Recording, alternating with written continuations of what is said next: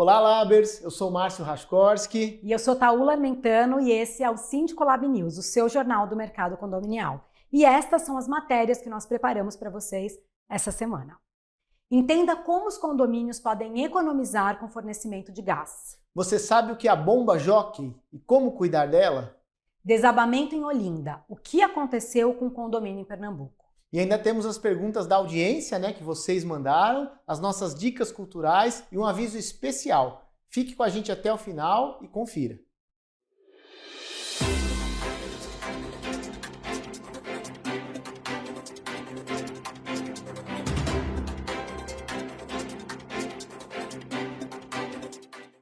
Atualmente, os gastos com as concessionárias podem ser um peso no orçamento, quase tão grande quanto a mão de obra. E essa semana o Síndico Lab News foi conhecer um condomínio que apostou na troca de fornecedor e se deu muito bem. Confira.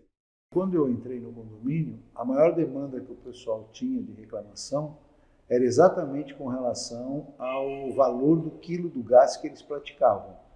E o contrato estava em vigor ainda até julho de 2022. Lembrando que eu entrei em agosto, setembro de 21. Partindo do princípio que o gás a 12,50 praticamente, caindo para 5,75, você vê que para o condômino foi uma economia fantástica. Tanto que agora, por conta desta economia, a gente está começando a pensar na individualização do gás. Já fizemos a individualização da água e agora nós vamos trabalhar a individualização do gás. Então essa economia, que é direto no bolso do condômino, repercutiu na possibilidade da gente fazer esse trabalho de prospectar agora a individualização. Então nós trouxemos a equipe da Supergasbras para reuniões abertas com os condôminos, onde o pessoal foi perguntado como é que é a como é que é a mudança, se a mudança causa algum impacto, se não vai ter atraso, etc, etc. E aí o pessoal da Supergasbras pontuou de forma muito objetiva que é um cronograma de mudança.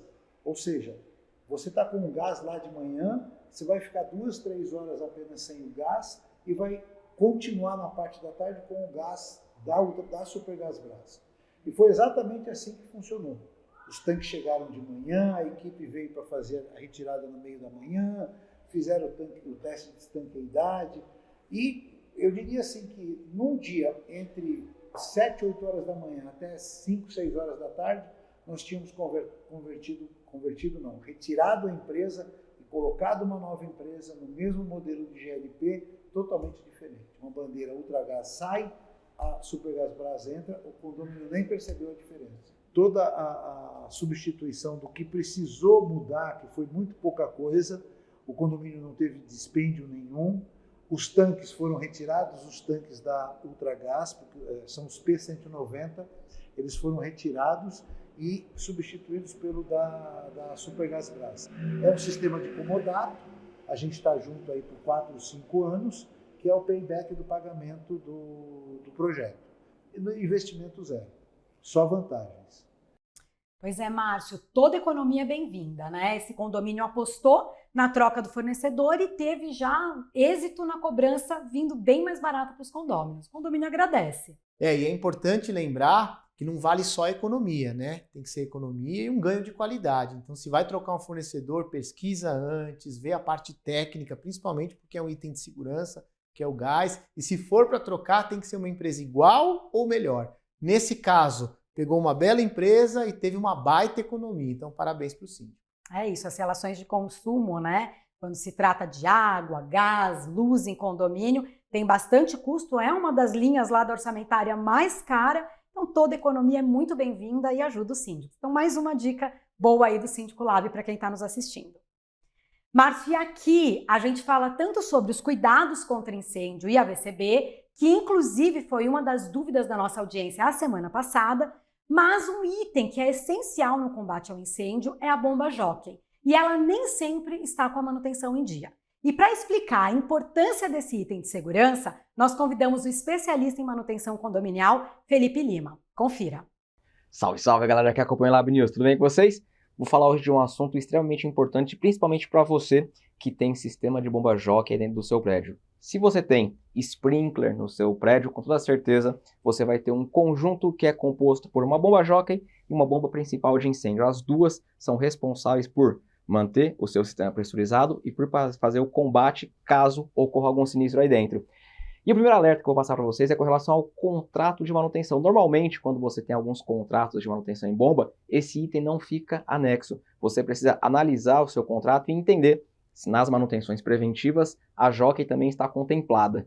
Primeira dica. A segunda é a seguinte, você precisa testar esse equipamento. Ele só vai funcionar em caso de sinistro, obviamente, e espero que ele nunca funcione.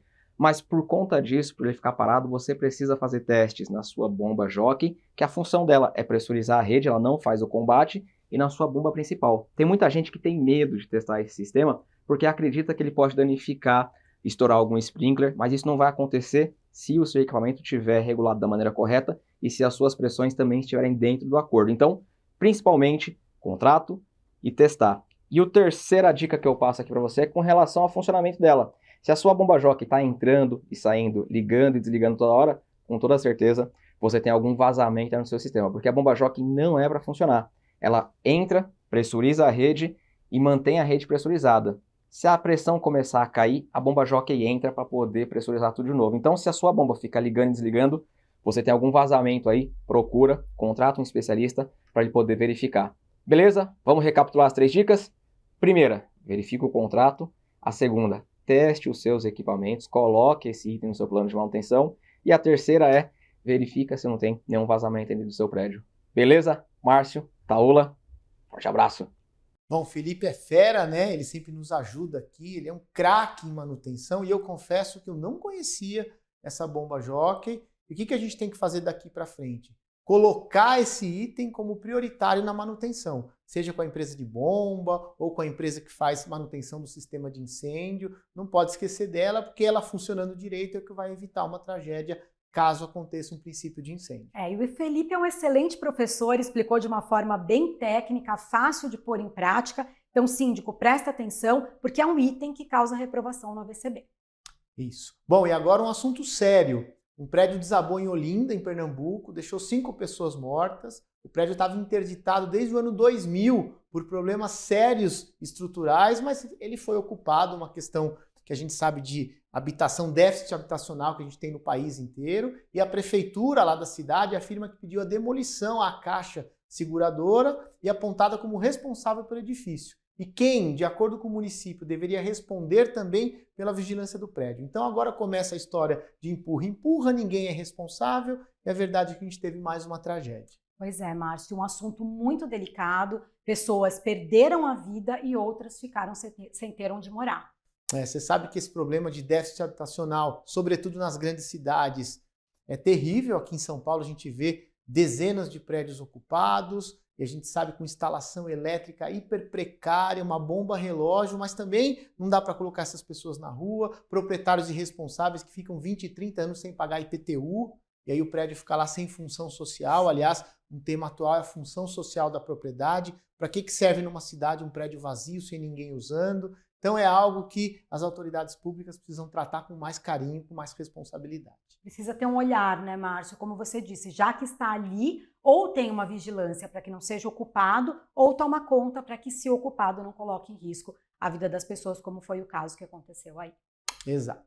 Bom, pessoal, e agora é aquele momento que a gente gosta tanto de interagir com vocês. Nosso público aqui do Síndico Lab News, tão precioso para nós. E nós vamos responder as perguntas de vocês. Vamos lá, Taula? Vamos lá.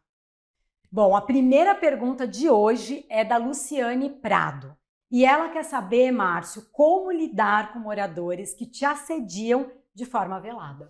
Você sabe que os assediadores que fazem de forma velada, na minha avaliação, eles são os mais covardes.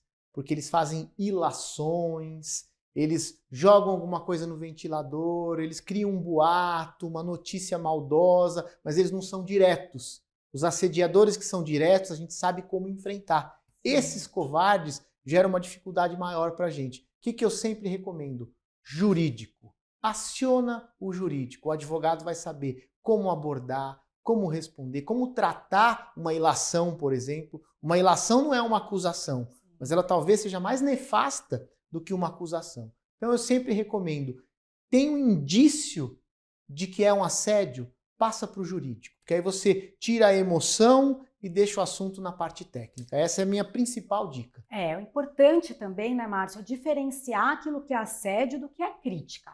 Crítica é pontual, ela serve para corrigir muitas vezes uma rota, o assédio não. O assédio ele traz uma perturbação, ele começa a mexer na própria vida íntima da pessoa. Então é importante ter essa diferença e uma coisa que eu quero deixar aqui bem registrado é que o síndico não tenha medo de procurar os seus direitos. Muitas vezes, porque é um bom contrato ou porque tem medo de que não vai dar em nada, o síndico deixa de procurar aquilo que ele deveria para se proteger. Recomendo que tenha não só o escritório jurídico do condomínio para te assistir em situações como essa, mas também o seu próprio jurídico. E não deixe barato. Assédio não é bem-vindo em momento algum. Existe uma linha muito tênue do que separa uma crítica, do que talvez seja uma ofensa verdadeira. E qual é o grau para a gente identificar isso? Quais são os elementos para a gente identificar? Quando esbarra na sua honra, quando esbarra na sua moral, aí é um sinal de que não é mais uma crítica e é um assédio. É delicado, mas a gente precisa ter o feeling de entender e perceber quando isso acontece e passar para o jurídico. Deixa o jurídico resolver e não se envolva pessoalmente. Perfeito. Bom, a próxima pergunta é da Eliane Serra e a dúvida dela é sobre o que fazer quando a subsíndica cria conflito com os moradores, faz campanha contra a atual administração, é o que eu chamo de fogo amigo. E duvido que alguém não viveu isso aqui, nossa audiência, duvido que alguém já não teve isso no prédio, né? Eu já vivi, você também, né, Márcio? Com certeza. Em condomínio tem uma coisa que acontece que eu brinco que é a síndrome do pequeno poder. Né? Parece que as pessoas querem estar naquela posição de poder. E aí, quem perde? É o próprio condomínio. Né? Quando tem uma gestão, é bacana que você trabalhe junto, faça a coisa acontecer e tendo realmente indícios de que está havendo assédio, de que está tendo aí uma perseguição a você, síndico, tem que denunciar, sim, ao conselho, ao próprio condomínio, se for o caso. Eu sou da opinião que a gente não tem que ficar sofrendo. Mudei muito, viu, Márcio? Eu já sofri muito nessa carreira de síndico, às vezes por medo. Hoje eu entendo que não pode deixar passar batido e que a gestão tem que funcionar em conjunto. Quem ganha é o condomínio. Eu também já sofri bastante, Taula, e você sabe que em muitos casos que eu tive fogo amigo, de subsíndico fazer abaixo-assinado para eu sair, eu já tive situações de combate, de enfrentamento, umas que eu ganhei, outras que eu perdi. Já tive situações de ficar sofrendo quase um ano nesse embate que não acaba nunca, algo tenebroso. Mas já tive também, e é o que eu recomendo para os síndicos, que é ter aquela sensação de livramento, sabe? Sim. Ai, me livrei, vamos pro próximo, porque eles não me merecem. E fui embora. Eu concordo com você e sou testemunha viva disso. Às vezes vale a pena abrir mão. Assim, a subsíndica quer o seu lugar, haverão outras oportunidades, nem sempre é bom entrar numa briga e ter um desgaste emocional para se manter num cargo. É isso, né, Márcio? É isso. E agora, o nosso momento, a hora que a gente dá uma dica para os síndicos e síndicas se divertirem no seu horário de lazer, fora dos condomínios. E aí, o que você vai sugerir para os nossos síndicos e síndicas essa semana, Márcio? Bom, para eu não tomar bronca, porque eu já indiquei muita coisa para beber, já indiquei restaurante caro, levei bronca. Então, dessa vez eu vou no simples, que é o cafezinho, que é algo que eu sou viciado. Então, eu vou recomendar um tour pelo centro e vocês vão parar em 3 cafezinhos gostosos de tomar. Você não vai andar nem 200 metros. Primeiro, Café Floresta, dentro do Copan. É um café que está lá desde os anos 60. Uma delícia, um café forte, amargo, encorpado. Vale a pena ficar dentro do Copan. Saindo de lá, você dá um pulinho numa mercearia que chama A Mercê, que tem queijo, vinho e tem um cafezinho delicioso. É um café meio salgado, ele é tão forte que ele é meio salgado, é uma delícia. E saindo da Mercê, que fica ali na Praça da República, você anda até a Rua Nestor Pestana e vai num café badalado, cheio de gente legal, gente moderna, que chama Por um Punhado de Dólares.